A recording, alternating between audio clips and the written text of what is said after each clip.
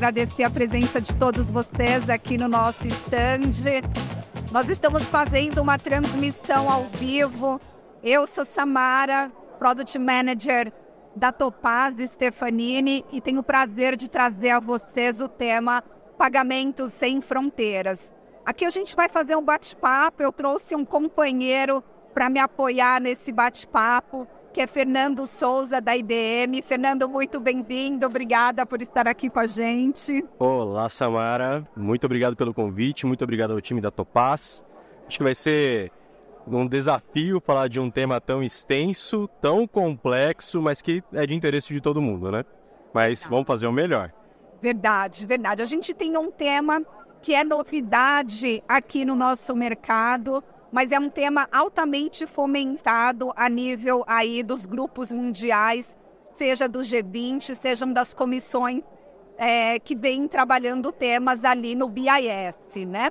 E quando a gente fala de pagamentos, e vamos falar de pagamentos transfronteiriços, mas toda vez que a gente fala de pagamento, Fernando, a nossa mente automaticamente parece que já nos remete a falar do Pix, não é mesmo? Acho que não tem como voltar.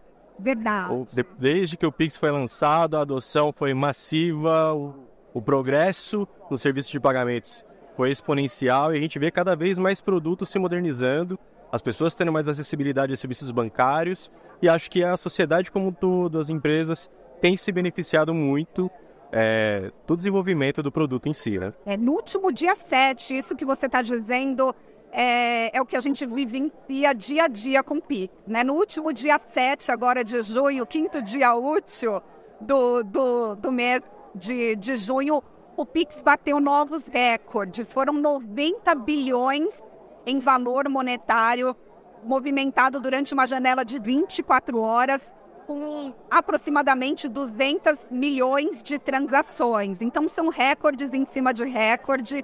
Esse cenário, ele não é um cenário só do nosso Brasil, embora aqui na América Latina o modelo brasileiro de pagamentos instantâneos seja um modelo que vem despontando na sua adoção, mas a gente sabe que essa questão de bater recordes, ele não é só um tema brasileiro. Se a gente olhar, por exemplo, para a Índia, que é o maior sistema de pagamentos mundial, a Índia bate recordes anualmente, mensalmente, com o UPI, né? A gente tem cenários na China, na Tailândia, até mesmo no Reino Unido, que também tem um sistema de pagamentos muito consolidado, há recordes aí divulgados com uma certa frequência. E quando a gente fala de recordes e fala de pagamentos, principalmente de Pix, o que a gente vê como sendo igual em todos esses sistemas de pagamento que vêm se desenvolvendo e amadurecendo ao longo aí do nosso mundo, é um portfólio de requisitos. Então, não tem mais como se falar de produto bancário do Pix se a gente não falar de experiência do usuário, se não falarmos de uma solução com alta disponibilidade, de uma solução apeizada. E o tema que mais se fala em todos os comitês, mundo afora, quando falamos de pagamentos, é de interoperabilidade. E eu imagino que criar um sistema que preveja interoperabilidade, conversão de moeda, acho que traz uma série de desafios sistêmicos, regulatórios, de segurança. Conta um pouco mais aí sobre o que a gente tem visto de desenvolvimento pelo mundo. Fernando, veja só, a gente tem mais de 50 países, mundo afora, né? Estou contando aí de 195, contando Vaticano e Palestina, 54 países, mais precisamente, já adotaram modelos interoperáveis de pagamentos instantâneos. E aqui eu quero fazer um parênteses, porque aqui no cantinho do nosso PPT a gente tem uma bandeira da Colômbia, e eu queria fazer um parêntese sobre isso. A nossa solução de Pix Topaz, ela está 100% preparada para o modelo de pagamentos instantâneos da Colômbia, que parte, né, a primeira fase desse modelo de pagamentos na Colômbia começa a vigorar agora no final desse ano, em meados de outubro, com o diretório de Chaves, né? Sensacional. Feito esse parênteses, quando a gente olha esse monte de bandeirinha aqui do nosso lado e a gente pega o tema que acabamos de falar de interoperabilidade, que é um diferencial dentre os sistemas de pagamentos mundo afora, a gente logo quer se perguntar se já temos modelo interoperável internacionalmente dentro dos sistemas de pagamentos instantâneos atual. Quando a gente fala de pagamento transfronteiriço, o que muda? Essa é a grande pergunta. Eu não vou lançar essa pergunta aqui no nosso público, eu devo lançar. O que você acha, Fernando? Se alguém responder, ganha um brinde, pessoal do marketing. Opa! Pessoal do marketing olhou feio para mim, mas vamos seguir. Vamos seguir? Sem brinde. Então, eu vou contar um pouquinho desse cenário. De fato, nós temos, dentre esses 54 países, um modelo interoperável internacional. A gente lê esse modelo de uma forma prática, falando que a gente usa um modelo ISO, seja um modelo ISO 20022, que a maior parte dos países, inclusive, é o nosso modelo de mensageria de tráfego com Banco Central aqui no Brasil, seja o modelo 8583, que é utilizado ali para processamento de cartão.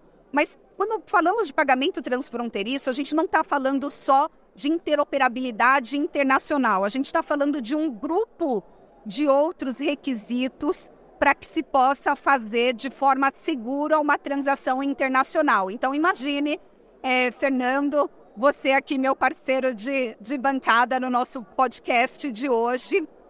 Vou negociar contigo que está num país distinto do meu e o que você busca é que o controle da transação, que ao fecharmos um contrato, não haja nenhuma condição que não viabilize igualdade entre nós. Embora tenhamos mudanças culturais, embora tenhamos questões de convergência de moeda, embora tenhamos toda uma questão regulatória muito distinta entre os países, o que você vai buscar e o que eu vou buscar é que nós tenhamos, no mínimo, uma garantia de igualdade negocial. E como que essa garantia de igualdade negocial ela chega num cenário de pagamentos transfronteiriços, né?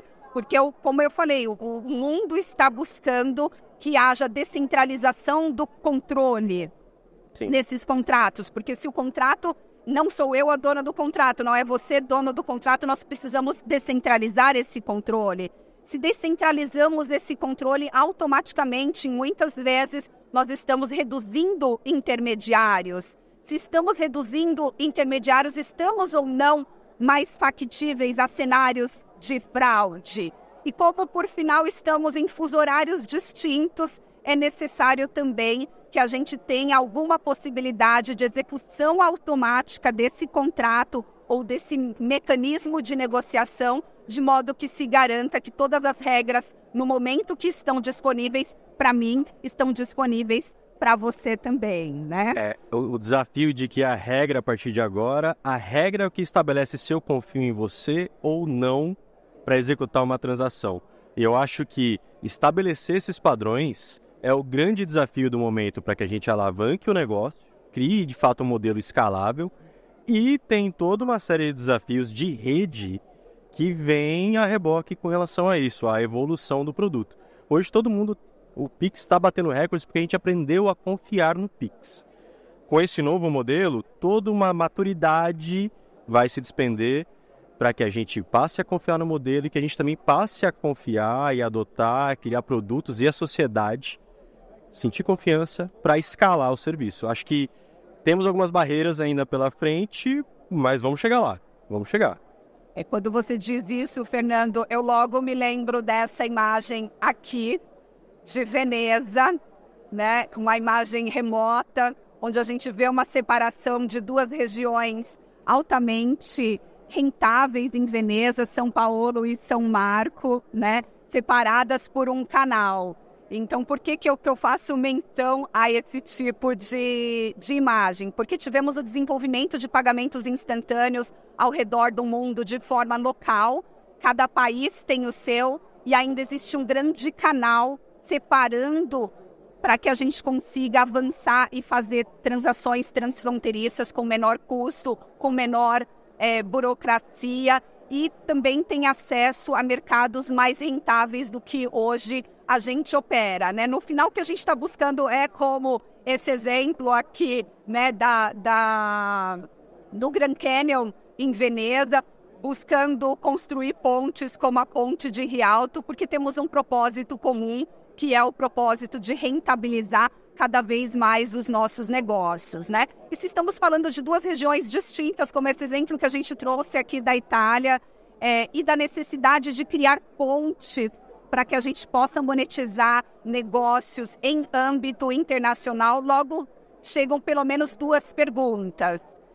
Qual moeda vai prevalecer neste negócio? E se não há nenhuma prevalecência de moeda, então vamos definir uma moeda única? E esse é um grande dilema que está em discussão aí dentro de comissões do BIS, foi objeto também de conversa aí na última reunião do G20 em março. E a palavra para a gente resolver esse cenário é conectividade.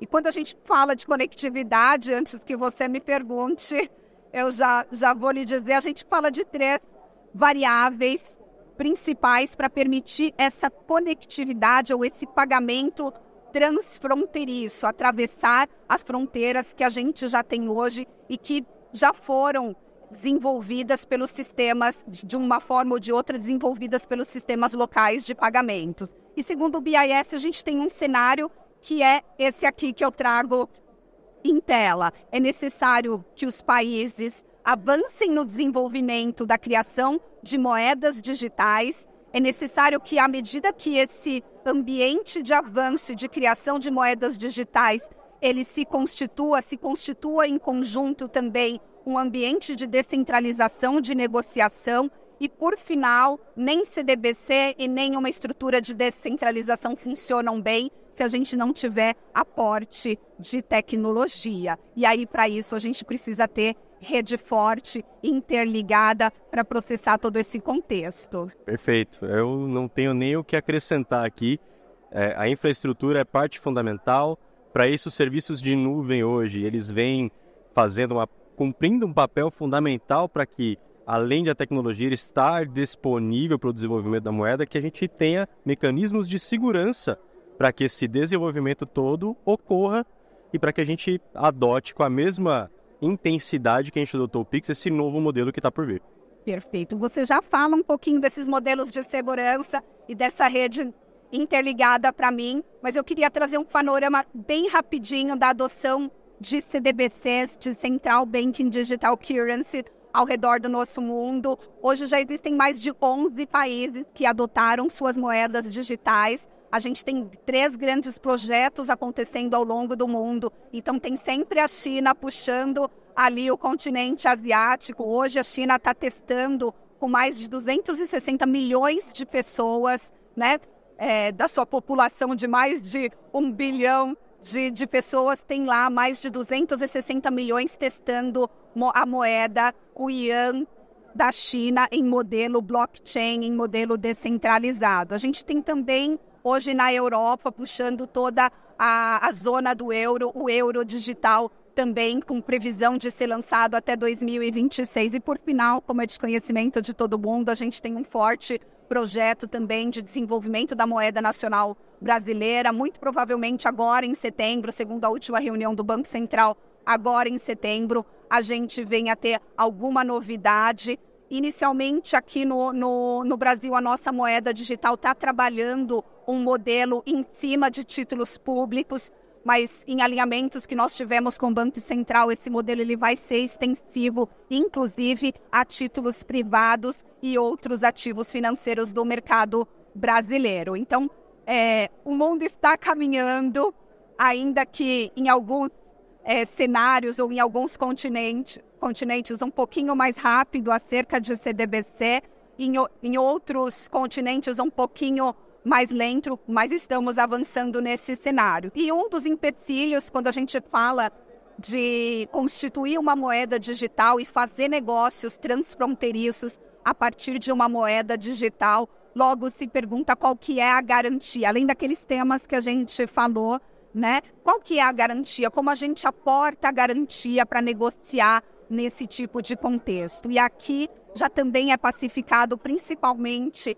junto ao nosso Banco Central, junto à zona do euro, que é necessário que cada banco central que venha trabalhar nesse contexto de pagamento transfronteiriço, ele estabeleça um liquid token pool, ou seja, uma piscina de tokens. Eu preciso aportar garantias, e aí tem todo o mecanismo da tecnologia descentralizada de aporte de 2 tokens. Esses dois tokens, eles são ali remunerados, porque é uma forma de remuneração efetiva, né, do banco ou do banco central que resolve aportar garantias nessa estrutura de blockchain. Então, todos esses contextos que eu estou colocando aqui já são pacíficos com relação à constituição aí de CDBC e de mecanismos que viabilizem que com agilidade a gente possa adotar pagamentos transfronteiriços na mesma agilidade que se fluiu o Pix ou que se vem fluindo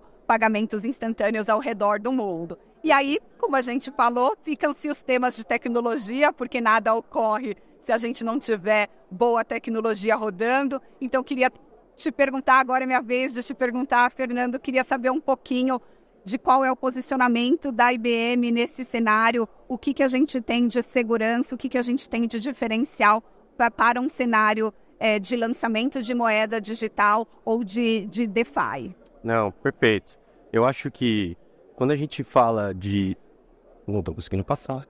Quando a gente fala de segurança, por padrão, quando a gente fala de uma arquitetura, a gente sempre tem alguns cuidados para qualquer sistema. Segurança de rede, segurança de identidade, se o dado vai ser criptografado, como ele vai ser armazenado. Mas quando a gente fala de uma preocupação sistêmica, de uma transação financeira, a gente tem 2 mundos que vão passar a coexistir. O mundo tradicional, que a gente está vivendo hoje, que é o do Pix, que tem um órgão regulador que ele liquida a transação. Se a gente tem uma vulnerabilidade, uma transação mal intencionada, é possível de ser revertida. Quando a gente está falando de uma rede blockchain, não existe reversão. Então, os cuidados com a segurança, eles se tornam muito mais latentes, mas muito mais. Então, no final, a gente fala que o sistema financeiro está evoluindo para um modelo onde as partes que negociam, elas confiam uma na outra muito com base no contrato. Mas quando a gente fala na perspectiva de rede, infraestrutura e segurança, é até um paradoxo, porque o ideal é que a gente adote um modelo Zero Trust. Ninguém confia em ninguém. E a gente tem um dado bem interessante de algumas vulnerabilidades que foram exploradas aí no mundo com moedas digitais, com Bitcoin, com wallets. Por exemplo, o caso da FTX, que foi um malware no notebook de um profissional, de um ex-funcionário.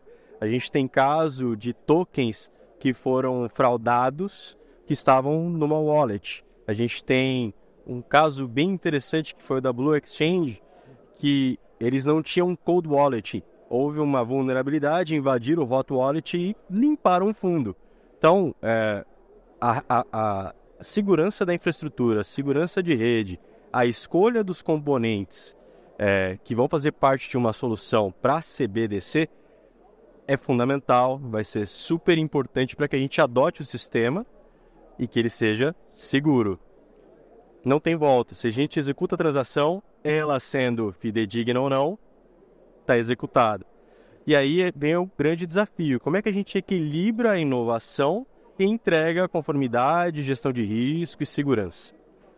Aí a IBM já desde 2020 vem desenvolvendo, eu digo vem desenvolvendo porque é um trabalho em conjunto com toda a comunidade que trabalha com serviços financeiros. A gente criou um framework voltado para Financial Services, onde com todas as entidades reguladoras que estabelecem os seus padrões, a gente fez uma coleção de quais são esses padrões, quais são os guardrails, quais critérios de segurança deve ser adotado em uma solução de serviços financeiros. Criamos um conselho global com clientes e parceiros, com CISOs, CTOs e CIOs, que nos ajudam a estabelecer, ok, temos as normas, mas e o que mais? Qual o próximo passo? O que o meu ISV, o que a Topaz precisa ter para criar uma solução segura para eu realmente utilizar e confiar? criamos o IBM Cloud for Financial Services, um modelo que já existe aí desde 2020, que tem ali 4 objetivos principais. Endereçar necessidades de conformidade, proteção de dados, e aqui a gente tem um diferencial enorme dentro do que a gente tem dentro do nosso portfólio na IBM Cloud. Operação com agilidade, porque senão não é nuvem. Como é que a gente vai escalar uma rede nova de pagamentos, um novo modelo de negócio, se a gente não utilizar de infraestrutura de nuvem? E acelerar. A gente quer cada vez mais que clientes, parceiros, criem soluções que se sintam seguros e que tenham ali a confiança de que eles estão no melhor lugar. E como é que isso funciona? Basicamente, ali eu vou contar até um pouco da nossa trajetória, junto com a Topaz, porque a gente passou por esse processo. São 3 passos. A gente pega tudo isso que eu falei, dessa coleção que criou esse framework de controles, faz toda uma validação com o nosso ISV, no caso com a Topaz, a gente passa por todos esses critérios de segurança, todos os guardrails estão implementados, o dado está criptografado, o ciclo de desenvolvimento de vocês é seguro, porque lembrem o caso da FTX, o notebook de um ex-funcionário com malware trouxe um impacto financeiro. Selecionamos quais componentes do nosso portfólio dentro da nossa nuvem tem essa chancela de serviços financeiros, né, certificada. E por último, implementamos a solução. Como é que a gente garante a confiança contínua? Então, dentro da IBM Cloud, a gente já tem lá um template pré-definido que pega todos esses controles e dentro da arquitetura do cliente, ou no caso da Topaz, a gente faz o que a gente chama de Continuous Compliance. A gente valida que todos aqueles controles de segurança, controles regulatórios ou até mesmo controles adicionais que sejam necessários para ter uma arquitetura segura, estão em place, são contínuos e estão preparados para garantir a evolução do produto. Dentro desse portfólio e endereçando alguns daqueles riscos, a gente tem uma solução que a gente chama de HyperProtect Virtual Server, que é uma tecnologia proprietária da IBM, baseada no mainframe, e que ela tem um diferencial enorme frente às outras soluções de nuvem, principalmente. É a única solução que a gente tem no mercado, em nuvem, que garante que as chaves de criptografia do cliente são deles. Esse é um dos grandes riscos. Quando eu trouxe aquele slide que fala das vulnerabilidades, existe um princípio muito interessante que é se a chave não é sua, a moeda não é sua. Ela pode estar vulnerável a qualquer atacante, seja por uma vulnerabilidade sistêmica, seja por uma engenharia social, seja por uma falha na lógica de negócio. Então, a gente tem todo um framework preparado para esse novo mundo, com essa criptografia avançada, para que todo o ciclo de vida do desenvolvimento esteja assinado, esteja garantido e protegido com a chave do cliente, com o controle do cliente. Isso é algo que só a IBM Cloud tem, isso é algo que a gente está construindo em conjunto e que vai fazer toda a diferença nesse novo leque de produtos que está por vir. Que bacana. Fernando, muito obrigada. Obrigada a todos que nos ouviram nessa tarde. Esse é só um briefing para a gente falar um pouquinho de pagamentos transfronteiriços. A gente espera ter essa oportunidade muito mais vezes. E nós esperamos todos vocês amanhã às 16 horas no stand da IBM para falarmos um pouquinho mais desse assunto. Um grande abraço e muito obrigada, Fernando. Muito obrigada a todos que nos ouvem aqui no stand. Muito obrigado a todos. Obrigado, Samara, pelo convite e todo o time da Topaz.